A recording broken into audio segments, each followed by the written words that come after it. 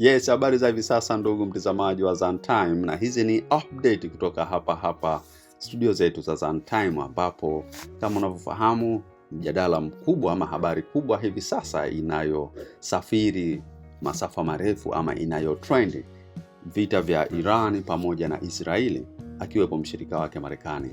Irani imetangaza siku 7 za likizo ya kitaifa pamoja na siku 40 za maombolezo kutokana na kifo cha aliyekuwa kiongozi mkuu wa nchi hiyo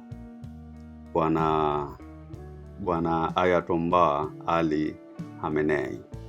Marekani na Israeli zimeripoti kwamba shambulio hilo lililenga vituo vya kiusalama, na rais wa zamani wa Marekani ameutaja kama sehemu ya juhudi za kupunguza tishio kutoka kwa program ya nyuklia ya Irani. Kwa mujibu wa vyombo vya habari vya kitaifa vya Irani, vimethibitisha kiongozi mkuu wa Irani Ayatollah Ali Khamenei imethibitishwa kuwa ameuawa kwenye shambulio hilo, hatua ambayo serikali imeeleza kama kifo cha mtumwa wa dola ya kigeni. Ikumbukwe kuwa leo tarehe 1 Machi 2026, mgogoro wa kijeshi kati ya Irani na Israeli umeingia katika hatua mpya ya hatari zaidi baada ya Marekani na Israeli kufanya shambulio la anga kubwa zaidi dhidi ya Irani.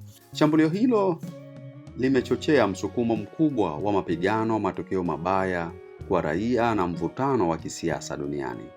Aidha, wataalamu mbalimbali wanasikitishwa na shambulio hilo na wanasema huenda ikawa mwanzo wa vita vikubwa zaidi, ambapo vitakuwa vinahusu Irani, Israeli pamoja na Marekani, pamoja na nchi ambazo zinawahifadhi Marekani ama silaha zao, wanajeshi wao pia wapo maeneo hayo.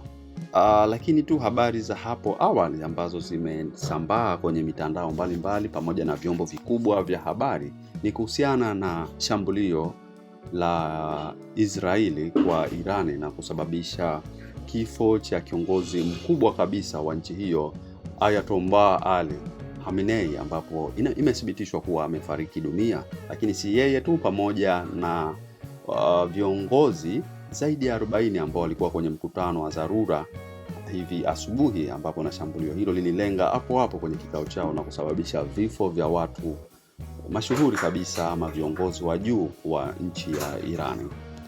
Hii ni update ambazo kutoka hapa Zantime.